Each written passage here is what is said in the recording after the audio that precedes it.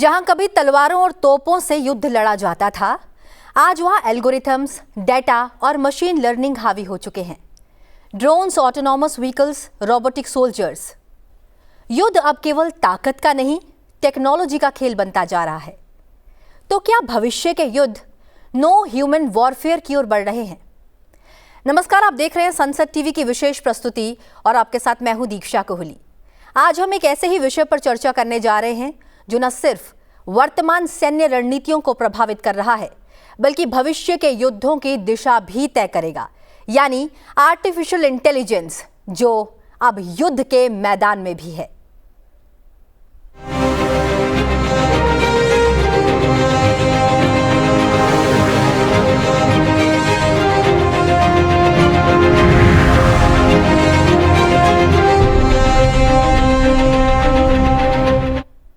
Next generation war, युद्ध के मैदान में एआई।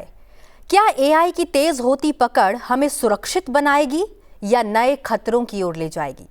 इस विशेष प्रस्तुति में आज इन्हीं सवालों को समझने और सुलझाने के लिए हमारे साथ जुड़े हैं दो विशिष्ट और अनुभवी मेहमान, जो वर्चुअल माध्यम से इस शो में हमारे साथ बने हुए हैं। हमारे साथ हैं मेजर जनरल वीएस राणाडे, सेवानिवृत्त, भारतीय सेना में 4 दशकों का अनुभव है आपको। राष्ट्रीय सुरक्षा और रक्षा नीति के गहरे जानकार हैं आप और वर्तमान में प्रमुख रक्षा विशेषज्ञ भी हैं। स्वागत है आपका सर। इसी के साथ हमारे साथ वर्चुअल माध्यम से जुड़े हैं रवि कुमार गुप्ता सर।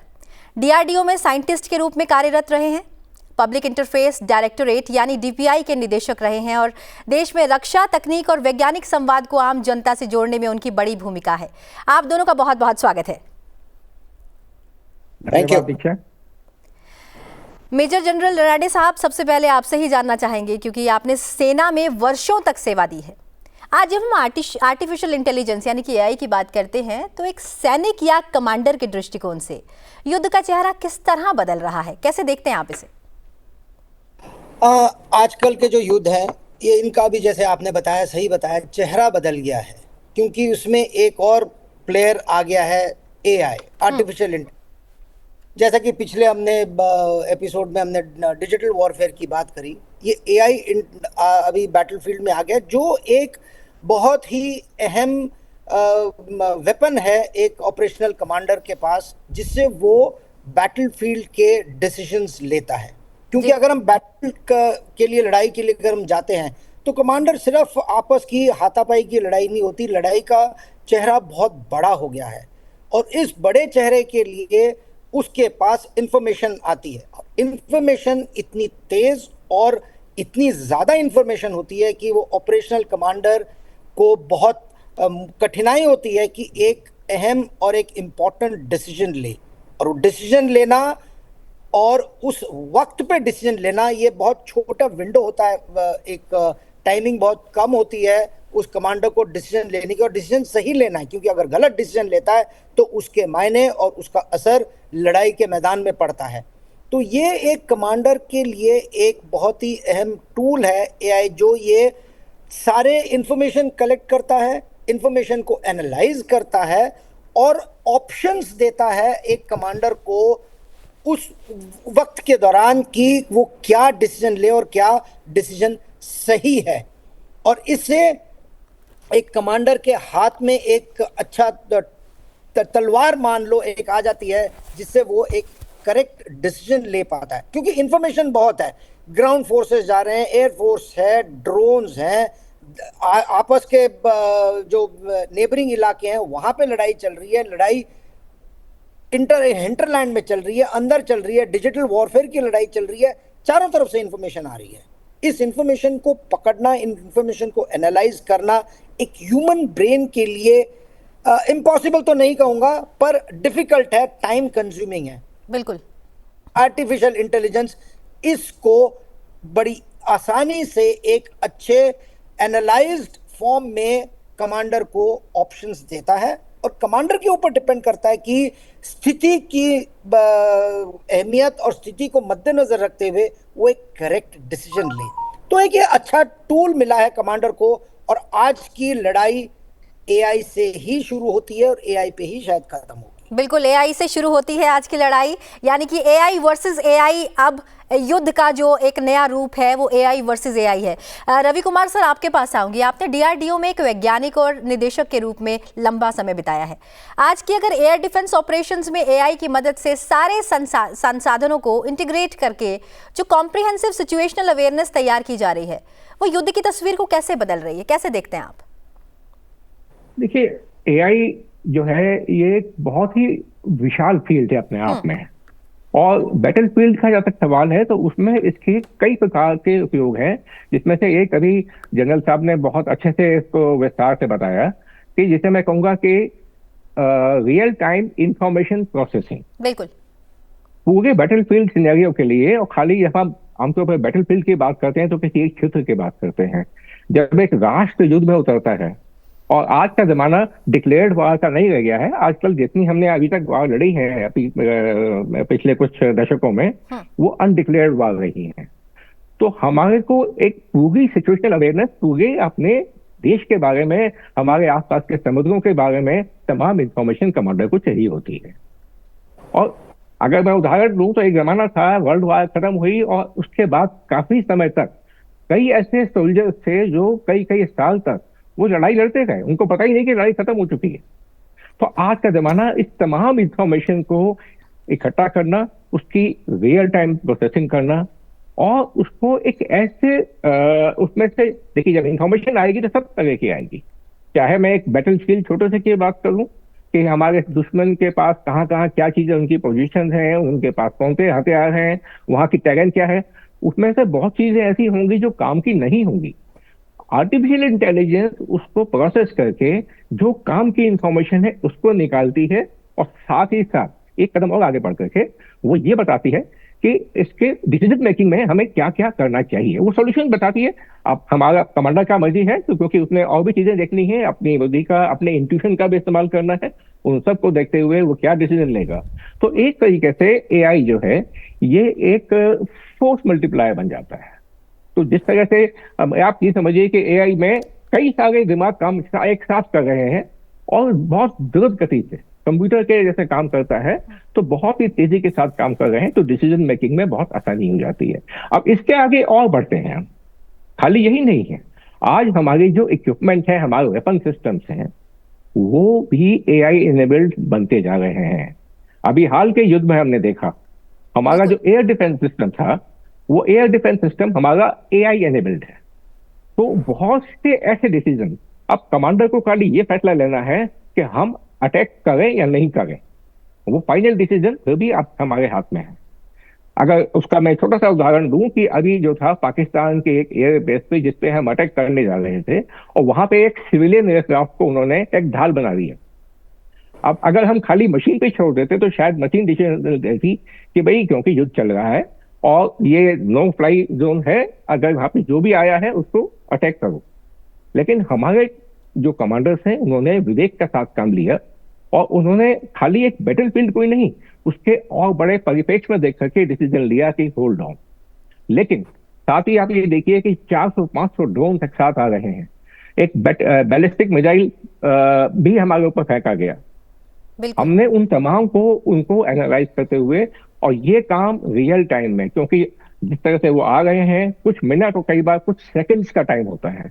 एक इंसानी दिमाग के लिए उसके पास इंट्यूशन तो है, उसके पास बहुत विस्तार से नॉलेज को, उस इंफॉर्मेशन को प्रोसेस करने की क्षमता भी है, जो एक कमांडर का अपना एक एक्सपीरियंस होता है।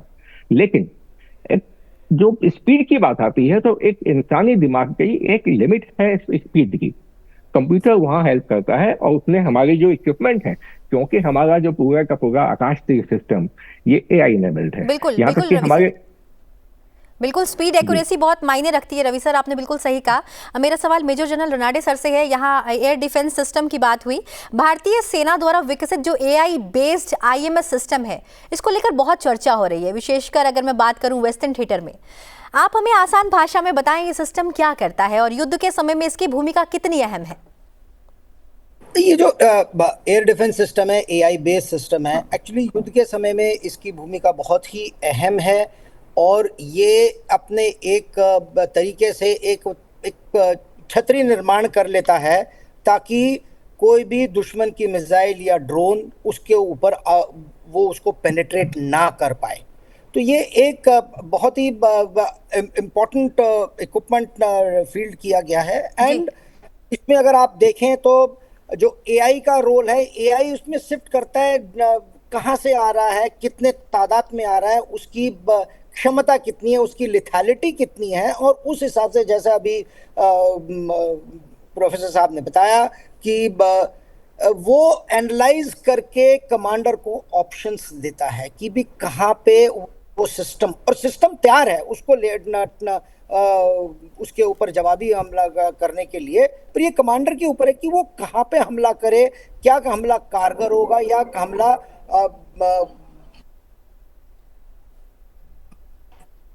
जी क्या हमला कारगर होगा या नहीं होगा। ये कमांडर का एक नजरिया है वो इंफॉर्मेशन रिसीव करने के बाद। तो ये सिस्टम काफी एडवांटेजेस है और काफी उसके ऊपर फायदे भी। बिल्कुल बिल्कुल Ravi sir, operational critical data को विजुलाइज कर पाना और उसे एक्शनेबल इंटेलिजेंस निकाल पाना, ये कितना चुनौतीपूर्ण टास्क रहता है, और अगर एआई की बात करें तो वो इसमें किस तरह मददगार है? देखिए, जैसे मैंने अभी बताया कि जो आपका इंफॉर्मेशन आज की डेट में जो डाटा हमारे पास आता है, हमारे सेंसर्स बहुत एडवांस हो चुके हैं, बहुत ज्यादा एडवांस हो चुके हैं, और इसमें हमने पिछले कुछ दशकों में एक आशातीत सफलता हमने प्राप्त की है। लेकिन उसका एक जो समस्या भी खड़ी करते हैं कि इतने तमाम सेंसर्स के साथ और सेंसर फ्यूजन होने के बाद जब हमारे पास डाटा आता है वो बहुत ज्यादा वॉल्यूमिनस होता है। अब उस डाटा को खाली, जैसे हम अगर आज से जो एआई आने से पहले या कंप्यूटर आने से पहले के समय में जाएं तो रडार पे आप देख रहे हैं एक लकीर घूमती दिखाई देती है, वो दिखाती है कि 2, 3, 4 स्पॉट्स हैं। अब कुछ अंदाजा लगाते हैं एक्सपीरियंस अपने तजुर्बे के हिसाब से कि ये क्या हो सकता है। आज एक रडार नहीं है, आज हमारे पास सैटेलाइट में लगे हुए रडार्स हैं, हमारे पृथ्वी पे बैठे रडार हैं, हमारे एवॉक से आने वाली सूचनाएं हैं, और खाली ये सूचनाएं सेंसर दुश्मन के अटैक के बारे में ही नहीं है, और बहुत सी चीजों के बारे में है। अब उस तमाम चीजों को एनालाइज करना, क्या डाटा, जिसे हम आज के डेट में कहते हैं बिग डाटा जी, तो ये बिग डाटा इतना वॉल्यूमिनस है कि इंसानी दिमाग के लिए उसको समय रहते एनालाइज करके डिसीजन ले पाना बड़ा मुश्किल हो जाता है। तो ये जो हमारी एआई सिस्टम है, हमने हमारे इन तमाम सिस्टम में, जैसे अभी जनरल साहब ने भी बताया कि हमारे बहुत सारे सिस्टम्स अब वो पूरी तरह से एआई एनेबल्ड हो चुके हैं। वो हम पूरे डाटा को एक कमांड लेवल पे, एक जिसे कहेंगे कि इंटीग्रेटेड कमांड लेवल पे हम देखें, वहां डाटा आता है, उसको हम उसमें से क्या शेयर करना है, जो बैटलफील्ड कमांडर है उसके पास वो डिसीजन ऑटोमेटिक रियल टाइम में वहां पे होता रहता है डिसीजन, और कमांडर को जो सूचनाएं फिल्टर करके कि जो वाकई उसके काम की है वो उसको उस समय दी जा सकती है, और उसके अनुसार वो डिसाइड करने में भी मदद करता है कि मुझे अब कौन सा हथियार। पहली बात, जैसे अभी अभी हमने देखा कि 500-600 टारगेट आपके ड्रोन एक साथ हमला कर रहे हैं जी, उनमें से कौन से ड्रोन को हमें पहले अटैक करना है, हम पहले ड्रोन को हैंडल करें या उस आते हुए बैलिस्टिक मिसाइल को हैंडल करें जिसमें कि समस्या हो सकता है कि न्यूक्लियर पावर्ड भी हो। तो ये तमाम चीजों को डिसाइड करने में मदद करता है एआई सिस्टम कि हमें क्या है classification of target, classification of threat, evaluation of threats, and taking the right decision, identifying the best, जो मोस्ट इंपॉर्टेंट टारगेट उसको पहले हम अटैक करेंगे, बाकी को बाद में करेंगे। हमारी अपनी क्षमताएं क्या हैं, किस क्षमता का हम उपयोग कब करना चाहिए, उस तमाम में एक कमांडर की जो है ये हेल्प करता है। जो भी कमांडर है या इक्विपमेंट के, चाहे वो ओवरऑल कमांडर हो, चाहे हमारा उस समय यूनिट का कमांडर हो, उनको बहुत मदद मिल जाती है इस चीज से। और यही कारण है कि हमने ऑपरेशन सिंदूर में देखा कि हमने किस तरह से बड़े बड़े हमलों को हमने नाकाम कर दिया। बिल्कुल रवि सर, इसे इस तरीके से भी समझा जा सकता है कि 360 डिग्री के एंगल पर हमारी पैनी नजर बनी है एआई के साथ कि हमारे ऊपर जो हमला हो रहा है उसका जवाब देने के लिए हम तैयार हैं। मेजर जनरल रनाडे, आपसे पूछना चाहूंगी, अगर भारत की बात की जाए तो भारत की पारंपरिक सैन्य रणनीति हमेशा मानवीय निर्णयों पर आधारित रही है। ऐसे में अगर डिसीजन मेकिंग में एआई की भूमिका देखी जाए तो आप कैसे देखते हैं इसे? जैसे अभी अपने पारंपरिक युद्ध में मानवीय डिसीजन, ह्यूमन डिसीजंस, जैसे अभी गुप्ता साहब सर ने बताया कि ये जो एआई क्या करता है, एआई सारे इंफॉर्मेशन कलेक्ट करता है, इसको कोलेट करता है, कलेक्ट करके एनालाइज करता है और एक कोजेंट ऑफ सॉल्यूशंस आपके सामने रखता है कि ये करने से ये होगा, ये ऑप्शन लेने से ये होगा, ये ऑप्शन लेने से ये होगा। डिसीजन फिर भी उस ऑपरेशनल कमांडर का है, जैसा कि पहले और गुप्ता जी ने बताया कि उसने दाएं आगे पीछे के सेक्टर्स को भी देखने हैं, बाकी और जगह पे क्या चीज हो रही है, उसका खुद का एक्सपीरियंस क्या कहता है। डिसीजन फिर भी एक ऑपरेशनल कमांडर ले रहा है, एक मानव ही डिसीजन ले रहा है, एआई उसको हेल्प कर रहा है।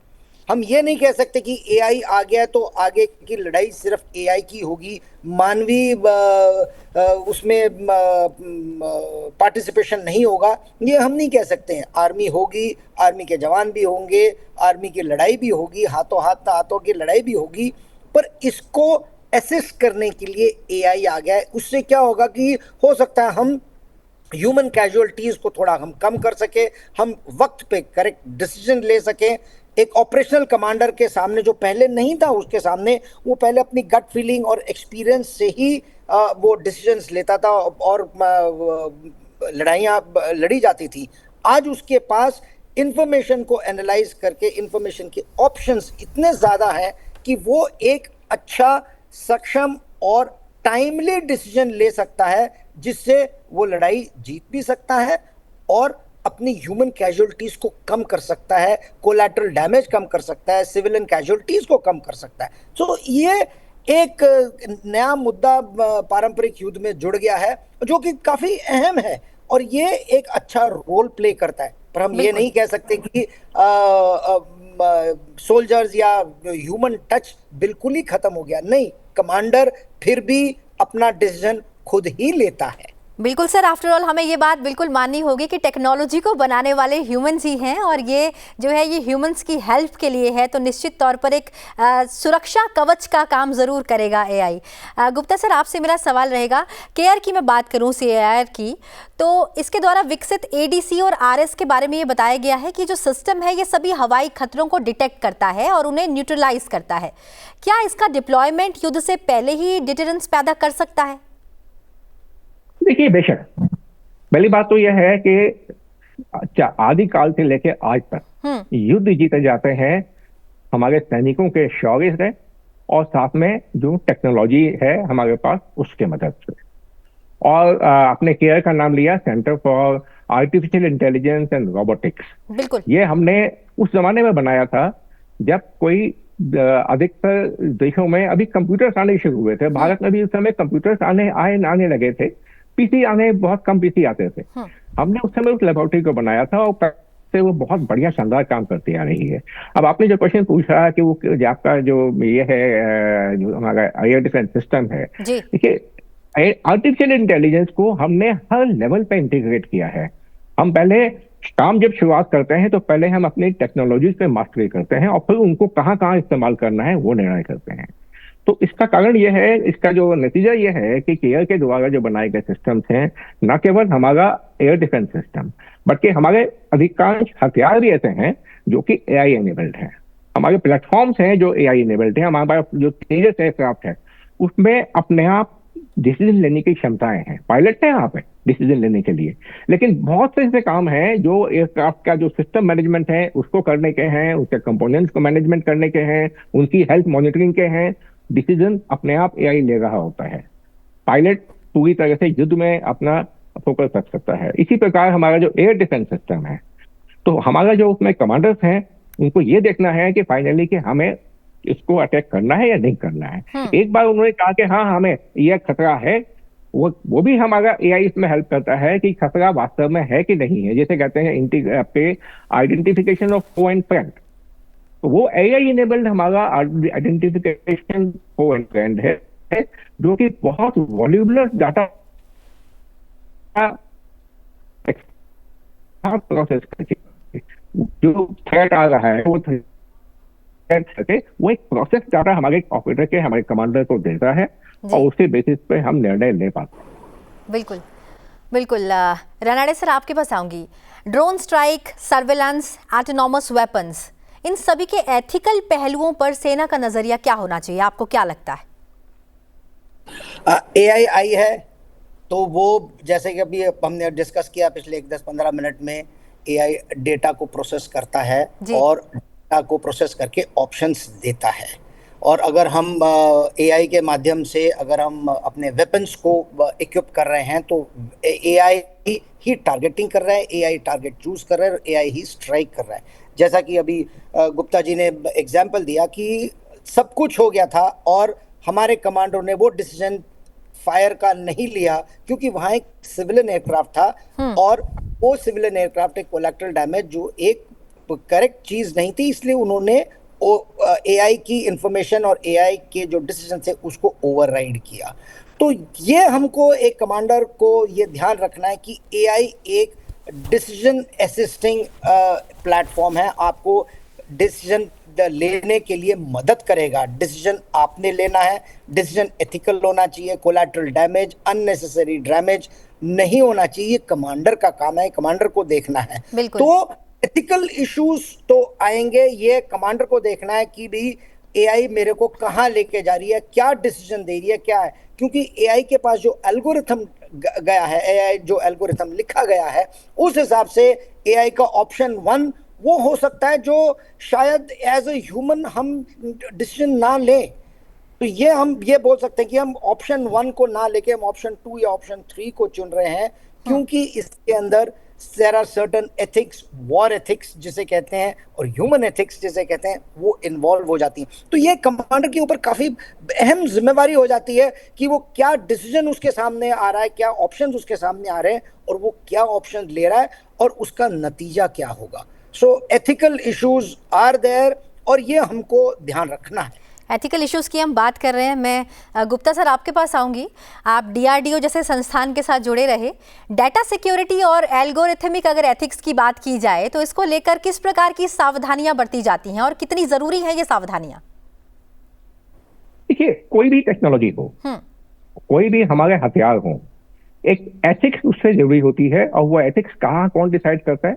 वो हमारे जो उस देश के जो वैज्ञानिक हैं, जो हमारे सेना आपके जो कमांडर्स हैं, ये उनका जो कल्चरल बैकग्राउंड है, ये वो निर्भर करता है। हम बात कर रहे हैं आर्टिफिशियल इंटेलिजेंस की। तो आर्टिफिशियल इंटेलिजेंस बेसिकली है क्या? ये कोशिश ये है कि जो इंसानी दिमाग है, जो हम एक तरह से इंसान के दिमाग को हम रेप्लिकेट करने की कोशिश कर रहे हैं। तो जो हम मूल्य हम अपने इंसानों में, हमारी जैसे हमारी सेना है, हमारे लिए सनातन मूल्य हमारे के हमारे सबसे महत्वपूर्ण एक इंसानी जिंदगी का बहुत बड़ा महत्व मानते हैं। बिल्कुल, हम शांति में विश्वास रखते हैं। बिल्कुल। और ये भी जानते हैं अच्छी तरह से कि शांति बनाए रखने के लिए शक्ति का होना बेहद आवश्यक है। बिना शक्ति के शांति नहीं हो सकती है। तो इन दोनों का जो कॉम्बिनेशन है, वही उसी प्रकार के जो मूल्य हैं, हम जो अपनी आर्टिफिशियल इंटेलिजेंस बनाते हैं, अब उसमें भी इनकॉर्पोरेट करते जा रहे हैं। आपने बात की ऑटोनोमस सिस्टम्स की, तो यस, ऑटोनोमस सिस्टम भी आगे आगे आएंगे और उनके साथ साथ बहुत तेजी से जो खतरा बढ़ रहा है वो आपके डाटा सिक्योरिटी और साइबर सिक्योरिटी का बढ़ रहा है। तो उन दोनों ही क्षेत्रों में हमने बहुत प्रगति की है। हमारे जितने जो साइबर, कोई 100% फुल प्रूफ तो कुछ भी नहीं होता दुनिया में, किसी के पास ऐसा सिस्टम नहीं है कि जैसे कह सके कि हाँ 100% फुल प्रूफ है। बट मैं ये विश्वास ला सकता हूँ कि हमारे जो सिस्टम्स हैं, चाहे आर्टिफिशियल इंटेलिजेंस के हों, कंप्यूटर बेस्ड हमारे वेपन सिस्टम्स हों या ऑटोनोमस सिस्टम्स हों, वो सब के सब बहुत ही सिक्योर हैं। उनको कैसे सुरक्षित रखना है, हमारे जो सब हमारे जो विशेषज्ञ हैं वो चीजों को जानते हैं अच्छी तरह से। और आगे जाकर के भी जो ऑटोनोमस सिस्टम आएंगे, जो आगे आगे ऑटोमेशन बढ़ता जाएगा। लेकिन ये मत भूलिए कि हम ऑटोमेशन का मतलब कई बार गलत समझते हैं कि साहब हमने सब कुछ हमने उस ऑटोमेटिक सिस्टम के हाथ में छोड़ दिया। ऐसा नहीं होता है। बिल्कुल। वो ऑटोमेटिक सिस्टम भी हमारे सैनिक की तरह से है। जिस तरह से एक इंसान है, हमने सैनिक को भेजा है, अब वो अपने मूल्यों के अनुसार अपना डिसीजन लेता है। इसी प्रकार जो हमारे ऑटोनोमस सिस्टम्स हैं और फाइनली उनका कमांड हमारे कमांड के हाथ में ही रहता है। जी गुप्ता सर, बहुत छोटे छोटे रिएक्शंस लेना चाहूंगी। आपने कहा कि भारत परंपराओं का देश है, हम वसुधैव कुटुंबकम में बिलीव करते हैं। ऐसे में अगर हम एआई बेस्ड वॉरफेयर सिस्टम्स की बात करें, ऐसे में क्या कोई वैश्विक सहमति बननी चाहिए या कोई रेगुलेशन होना जरूरी है? क्योंकि आपने ही कहा कि हम शांति में बिलीव करते हैं, ये बुद्ध का देश है, युद्ध का देश नहीं है। ऐसे में छोटे छोटे रिएक्शंस आपकी ओर से लेना चाहूंगी कि ये जो तकनीक है, इस पर नियंत्रण होना कितना जरूरी? देखिए, इस किस्म की जितनी तकनीक है, उन सब पे जिस प्रकार हमने आणविक युद्ध को देखा, उसकी विभीषिका देखी।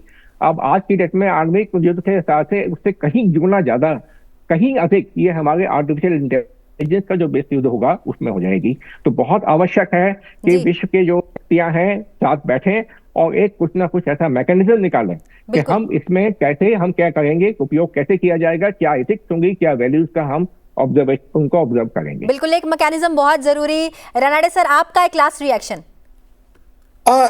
जैसे इन्होंने बताया कि ये एथिक्स, जब एल्गोरिथम लिखा जाता है तो उसके अंदर एक वॉर एथिक्स उसमें शामिल हो जानी चाहिए, उसके अंदर कोलैटरल डैमेज के ऊपर बात होनी चाहिए, उसके अंदर ह्यूमन राइट्स का इश्यूज आना चाहिए, उसके अंदर ह्यूमन कैजुअलिटीज, इनोसेंस, उसका इशू आना चाहिए। सो ये एक बैठ के सारे कंट्रीज को एक रूल्स ऑफ एंगेजमेंट, जैसे हम लड़ाई में कहते हैं, रूल्स ऑफ एंगेजमेंट फॉर्मुलेट करना चाहिए और उस हिसाब से ही ये एआई और एल्गोरिथम को डेवलप करना चाहिए, ताकि हम आपस की जब लड़ाई होती है जी। तो उसमें एक अननेसेसरली इनोसेंस का कैजुअलिटीज ना हो। ये बिल्कुल, होना बहुत जरूरी है, बहुत Rule of जरूरी है कि engagement हमारा इंसानियत सबसे ऊपर है। बिल्कुल, आपने सही कहा। बहुत बहुत शुक्रिया आप दोनों खास मेहमानों का हमारे इस विशेष कार्यक्रम में जुड़ने के लिए। बहुत बहुत धन्यवाद।